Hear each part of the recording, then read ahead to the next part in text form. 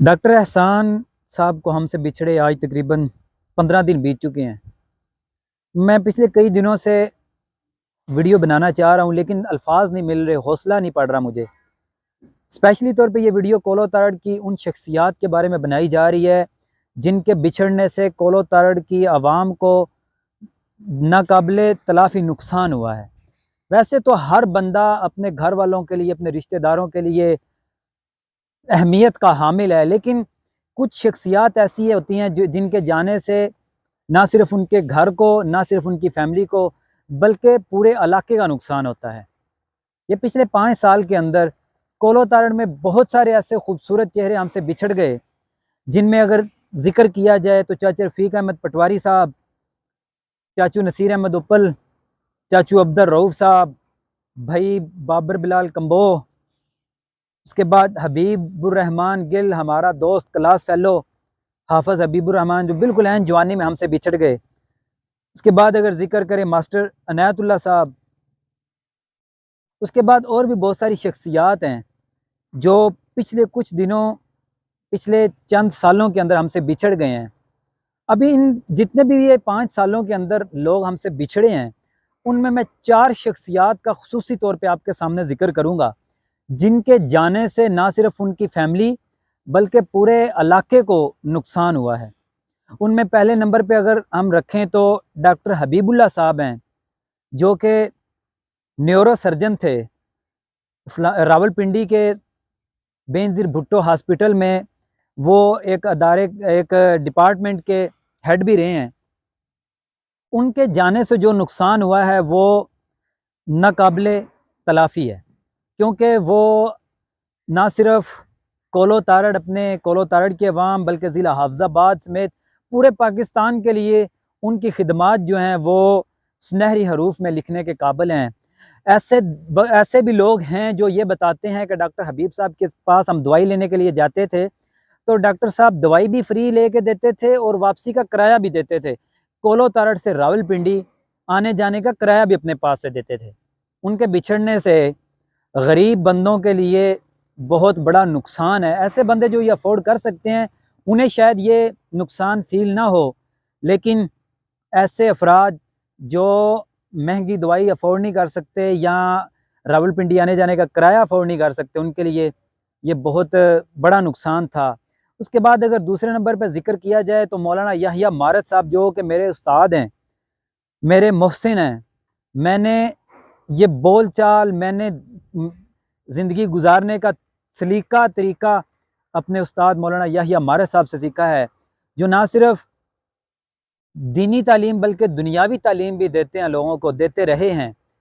उनके बहुत सारे ऐसे शागिर्द मौजूद हैं जो इस वक्त पाकिस्तान के मुख्तलिफ अदारों के अंदर अपने खिदमात सर अंजाम दे रहे हैं। इंतहाई शफीक, उनके जाने से जो कोलो तारड़ की आवाम ने उन्हें मिस किया है, उनके बाद नहीं लगता कि कोई और ऐसा हमारे पास बंदा होगा जो उनकी कमी को पूरा कर सकेगा।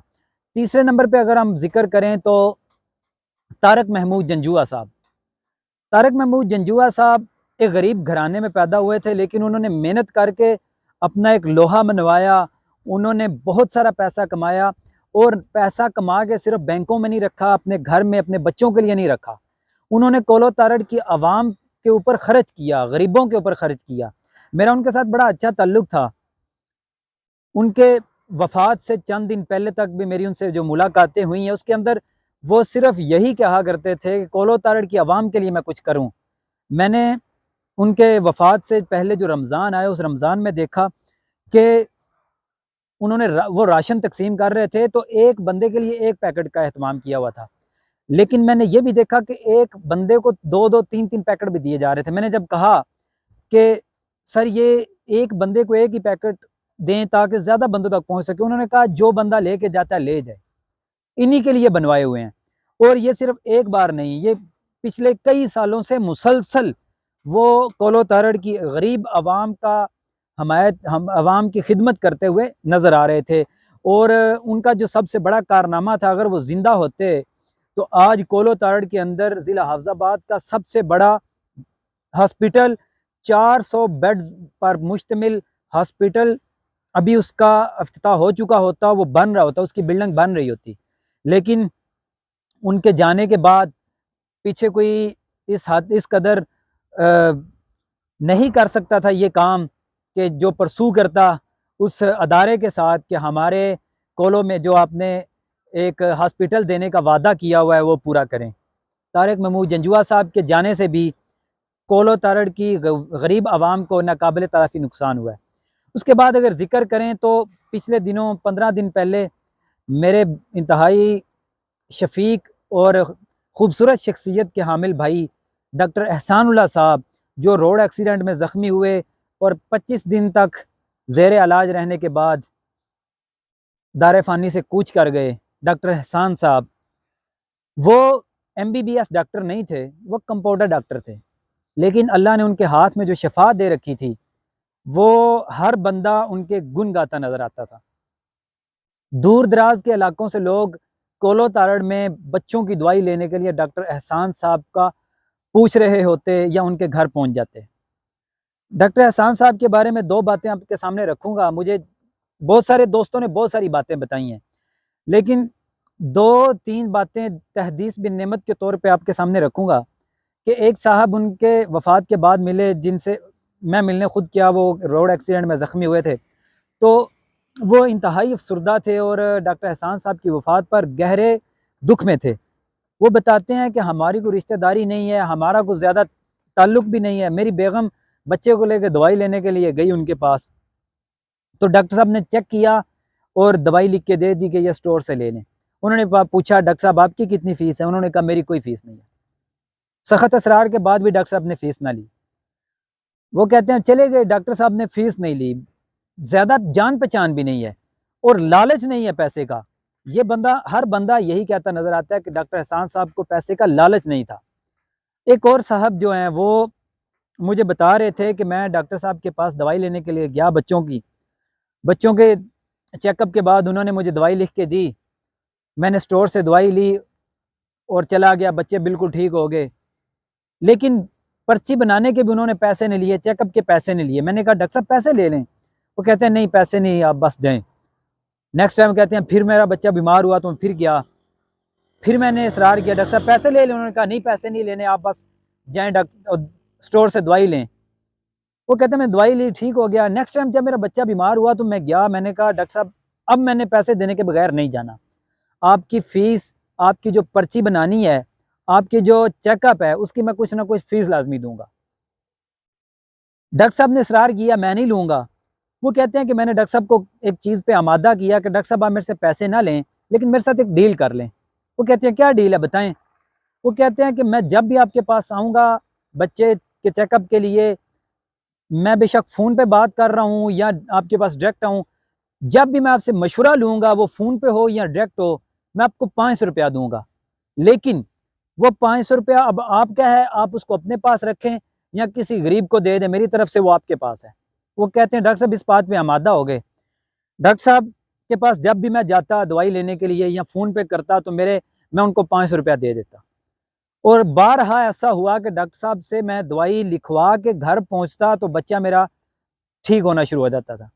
दवाई लेने के, ये तहदीस बिन नेमत की बात कर रहा हूँ, ये मैं अपने पास से नहीं कर रहा, ये किसी बंदे की ज़बानी अल्फाज हैं जो मैंने खुद सुने हैं। वो कहते हैं कि ऐसे वक्त भी मैंने देखा कि डॉक्टर साहब पर्ची लिख के देते, मैं घर चला जाता तो बच्चा ठीक हो जाता था। ये डॉक्टर साहब के ऊपर अल्लाह ताला का एहसान था। वो कहते हैं एक बार ऐसा हुआ कि मैं डॉक्टर साहब से दवाई लिखवाई, लेके घर गया, 2 दिन दी, 3 दिन दी, बच्चा ठीक नहीं हो रहा।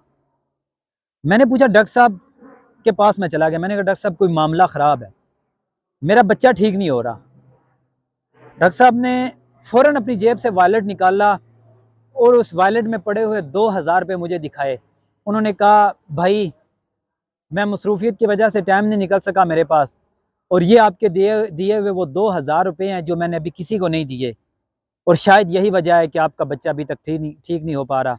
और फ़ौरन उन्होंने पैसे जहाँ पर भी वो देते थे, किसी गरीब को उसकी दवाई देते थे या किसी और जगह पे देते थे, वो कहते हैं जैसे उन्होंने वो पैसे दिए मेरा बच्चा बिल्कुल सेहतयाब हो गए। ये बातें बताने का मकसद ये है कि जब किसी के ऊपर अल्लाह ताला की तरफ से एहसान हो जाए तो वो अल्लाह अपने बंदों को ऐसे चुन लेते हैं। लेकिन उनकी वफ़ात के बाद जो कोलो तारड़ के बच्चे हैं, बहुत सारे लोगों के मुंह से मैंने ये भी सुना है कि डॉक्टर एहसान नहीं बल्कि कोलो तारड़ और गिल्दनवाह के बच्चों की माँ मर गई है। क्योंकि जब कोई बच्चे अपने उनकी माँ उनको नहीं संभाल सक रही होती थी तो वो डॉक्टर एहसान संभालते थे। जब रात को 2 बजे बच्चा माँ को तंग कर रहा होता था तो वो डॉक्टर एहसान के पास लेके आते, तो वो बच्चा ख़ुद भी सो जाता और अपने वालिदैन को भी तंग करना छोड़ देता था। यह डॉक्टर एहसान साहब की मोहब्बत थी। और ये 4 शख्सियात ऐसी हैं जो कोलो तारड़ में जिनका नाकाबिले तलाफ़ी नुकसान हुआ है। मेरी दुआ है कि अल्लाह पाक जितने भी कोलो तारड़ के मरहूमीन हैं, अल्लाह ताला उन सब की मग़फ़रत फ़रमाए। और ख़ास तौर पे ये जो 4 शख्सियात हैं, इनका नेमुल बदल अल्लाह ताला हमारी कोलो तारड़ और हमारे इलाके को नसीब फ़रमाए, ताकि इनकी जाने से जो नुकसान हुआ है उसका अज़ाला हो सके। अगर ये वीडियो आपको अच्छी लगी है तो कमेंट सेक्शन में अपनी राय का इज़हार लाजमी करें। इसके साथ ही मुझे इनाम गुराया को इजाज़त दीजिए। अल्लाह हाफ़िज़।